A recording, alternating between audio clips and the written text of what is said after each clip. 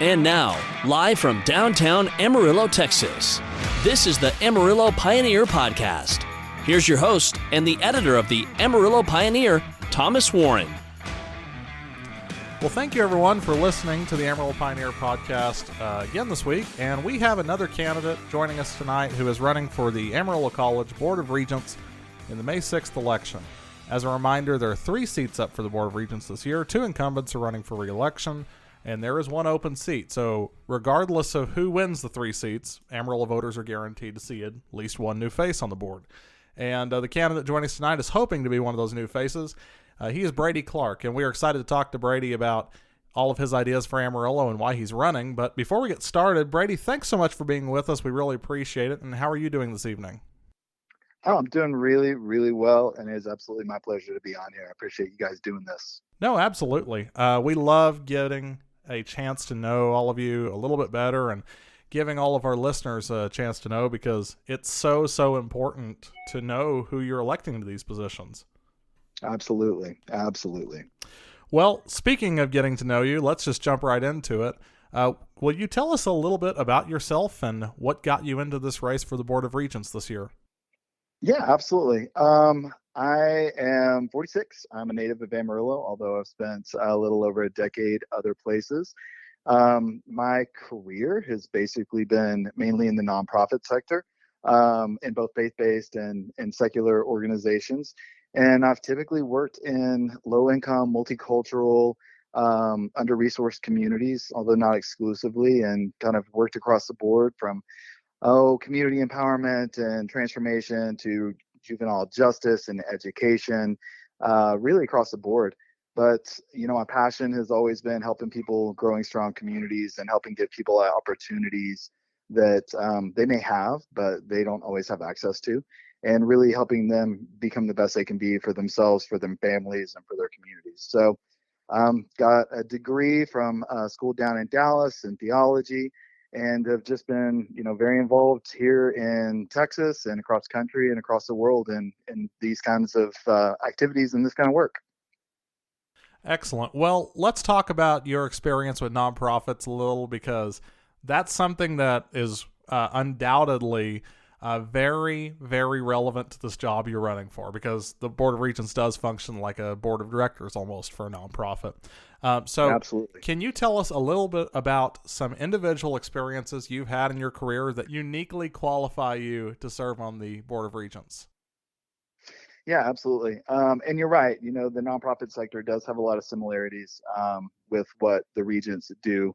And, trying to find, I think one of the most valuable ways is, one, trying to find sustainable ways of continuing to do what you do.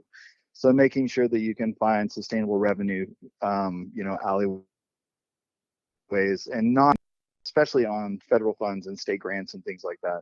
They're necessary, but, having a really grassroots home-based revenue stream is very, very important to the long-term sustainability and the success of any organization. And so I think that really plays in. The other side of that is that, if you're doing nonprofit work, you have, a mission or a vision, or you're trying to make sure that you're doing the absolute best job that you possibly can in reaching out to the folks who need the services or the work that you're providing.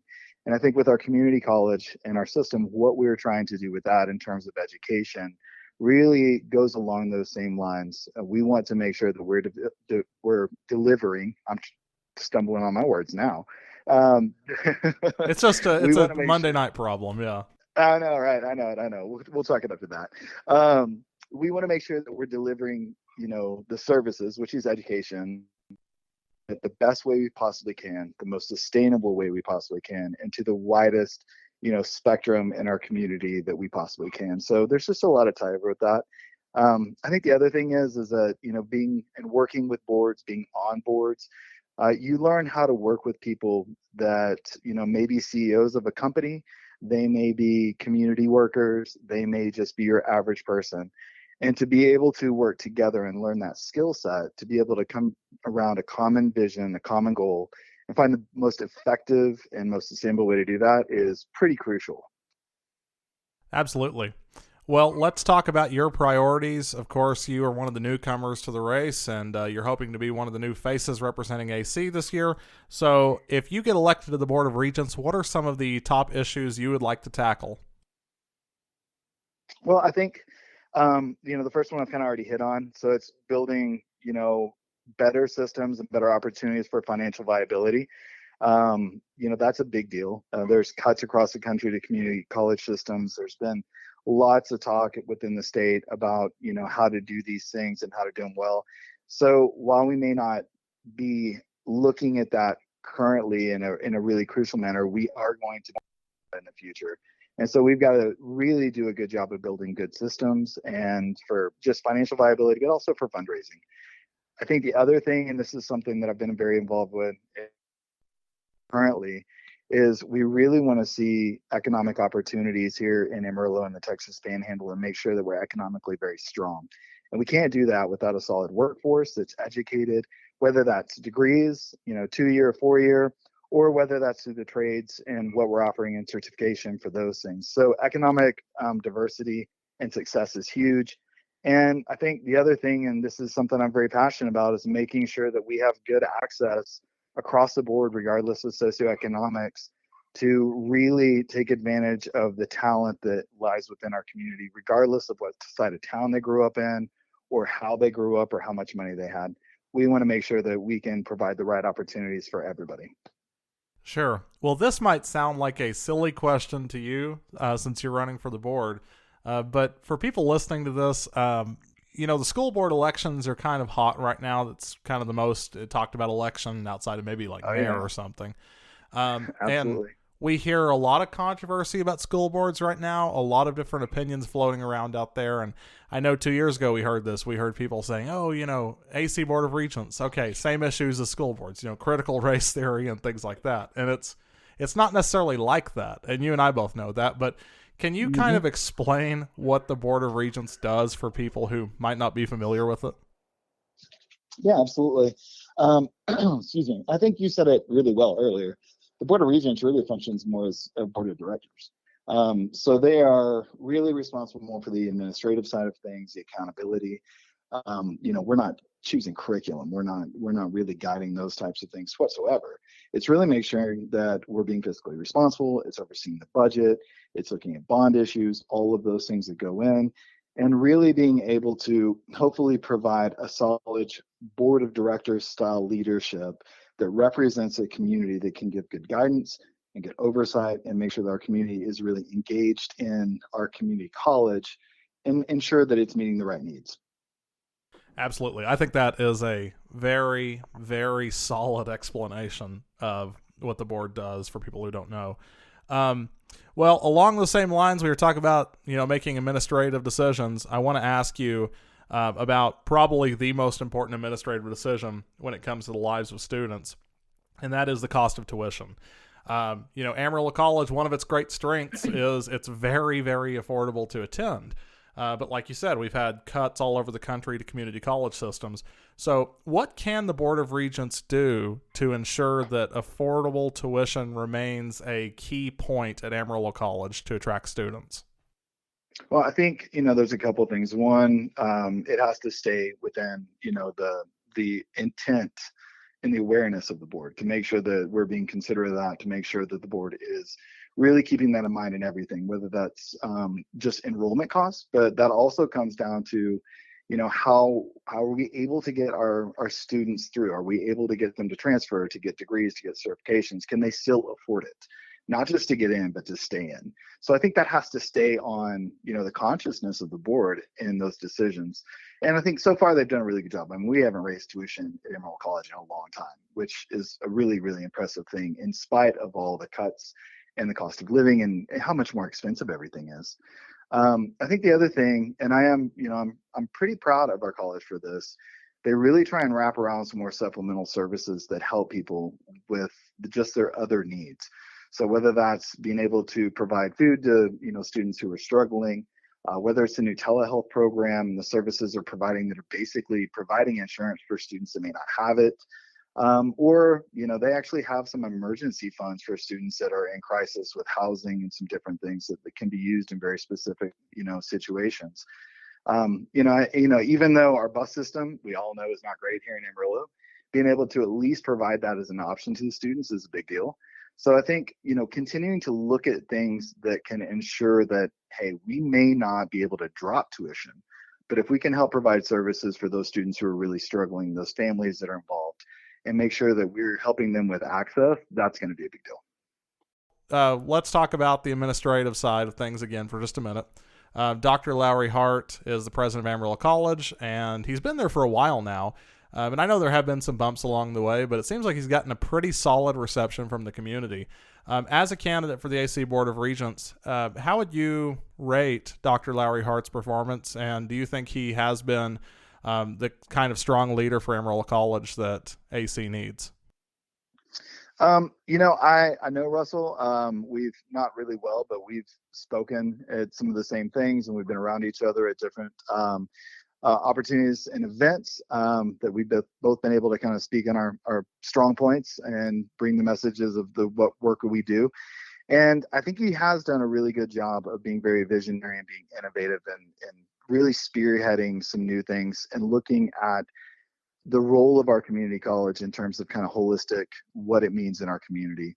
And that even goes back to, some of the things I was talking about earlier with the telehealth and being able to provide food and some of those types of things. So I think he's done a great job of that. I have not, personally been involved with him in an administrative capacity, so I can't really speak to that. But, I'm very realistic about, people that we work with, people that we come in contact with, and people in general. We all have our strengths and our weaknesses, and we all have our strong points. And I think what he has done at Amarillo College has played to his strong points, and he's been able to do some really good things. And I think looking at as a board of regents, as a leadership role in that, it's kind of the board's job, I think, to be able to identify, okay, you know what, we've got somebody who's very strong. He's doing some great things in this capacity. In those weaknesses, it's really the job to be able to bring in things that help to mitigate some of those and strengthen the system as a whole while allowing him to function in his strength. So that's really kind of my leadership style and the way I look at leadership in general. It's not to be not critical, but it is to be realistic about what we see and how we work to create good systems around that. Absolutely. And one final question I'll ask you before we get into the fun stuff. Amarillo College, we are now a sports school again. We actually have some teams. And I know that it's very interesting because there have been some criticisms about which sports were chosen for Amarillo College from some of the other candidates. But overall, how do you feel about AC's new sports program, and what do you think could be done in the future to improve it?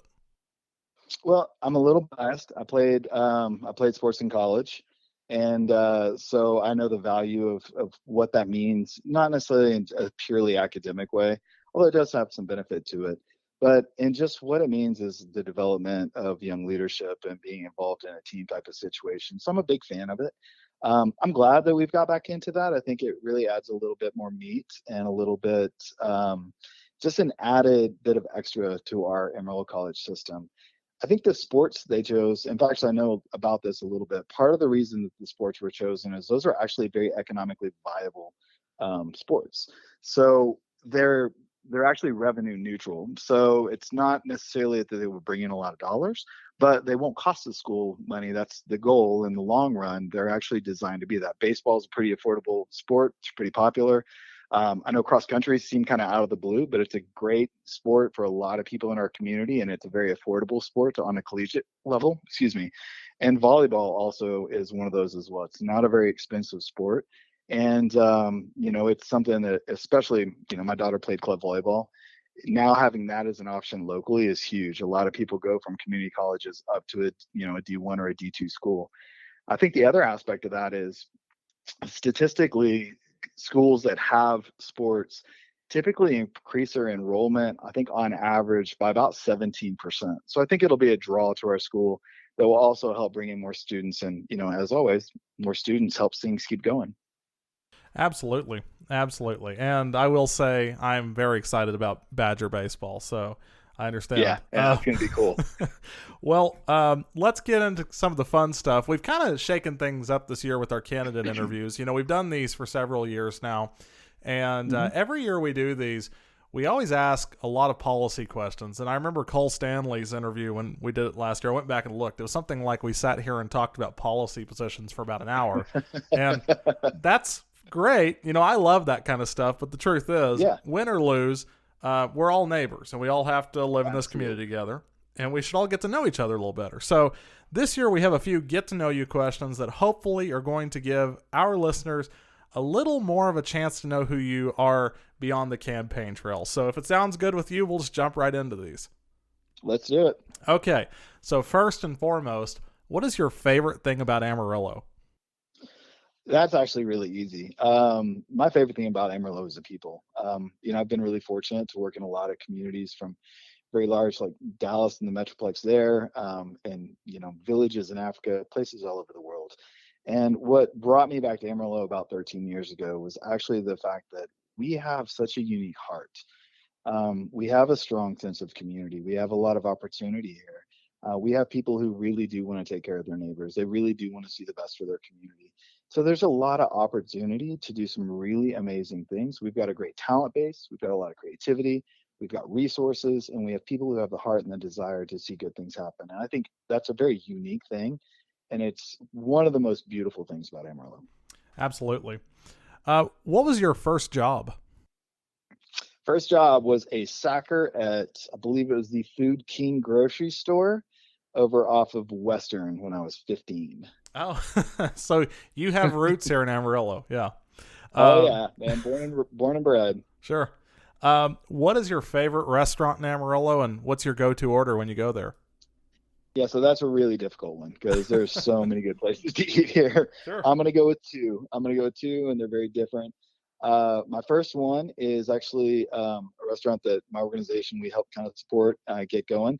It started off as a food truck, and now he actually has a really cool little spot, Caddy Corner from Hodgetown right now, and it is called Mi Gente. It's kind of a Latin fusion, and it is absolutely phenomenal. They have a steak frites that is, fries with a filet on top of it with an amazing sauce. Chef is amazing, and it is phenomenal. So that's my first one. Uh, my second one is more old, and I have loved forever. And that, although it's not technically in Amarillo, I'm gonna pull it in, and that is the Lone Star Bar and Grill out on the Claude Highway. And I'm gonna count it, even though it's a little on the fringe. Sure. Well, finally, what is something interesting about you that the people out there might not know? Man, that's hard. I speak a lot, and I'm pretty transparent and very open about a lot of things. But I will say, probably especially relevant to this, I was an honor student. I was a varsity athlete in high school, but I ended up because my family we were kind of a mess, home life, and I left home at 16 and dropped out of high school my senior year, and it was being able to go to Amarillo College, get my GED, start going back to college, that actually helped get me going. That would eventually lead me to a 4-year degree in the work that I do, and I think that's been a really beautiful thing. And out of all that story, my family actually has another nonprofit reconciliation all over the world right now. So that on a couple of levels, it really brings the value of family and what that means. But on the other, I understand what being a non-traditional student and not, going the right way to go to high school and go to college and have an opportunity. And then Amarillo College gave me that. And I've been through that experience and it was very formidable and it's something I value a lot. Absolutely. That's an awesome story. Well, finally, for people who are listening to this, who might not be decided yet in this race, they go, I have so many choices for the Board of Regents. I don't know who I'm going to vote for. Can you just take a minute and give us an elevator pitch and tell us why you are the person who needs to go to work for us at Amarillo College? Absolutely.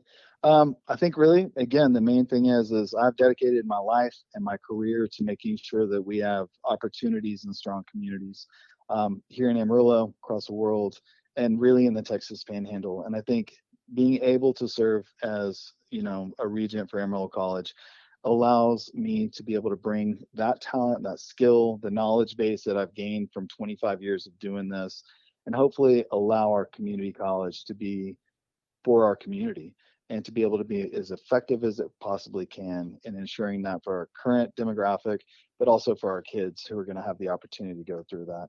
And I think that between the board experience that I've had, between the organizational experience and the cross-cultural experiences that I've had, that I'll be able to bring something very unique and thoughtful. And to be very honest, I don't have an agenda. I just want to see us do well and have a strong community, and that's it. Well, that is great. For anyone listening to this who wants to support your campaign, they want to knock on doors or donate or get a yard sign or just do something to get you elected, how can they go about doing that? Easiest thing is Facebook. I'm on there, and if you look up Brady Clark for AC Regent, you'll find me very easily. If you can't do that, just put Brady Clark in the search bar, and I'm pretty sure it'll pop up somewhere. And that is how it is. If somebody wants to holler, I'm always available. I'm happy to have folks email me. That is brady@square-mile.org. And they're happy to answer questions or talk to me directly. I'm always happy to do that. But yeah, social media is the best way right now. And we'll have yard signs out soon, and people can donate right now. We're ready for it, and we're taking donations. Well, that is great. Well, Brady Clark, we really appreciate you being with us tonight. And for anyone listening, May 6th is a little ways away, but by now you should really be making some decisions on who you're going to support. And we really hope that you got a chance to know Brady a little bit better. And we are just so thankful that you were with us tonight, Brady, and we wish you all the best in this campaign.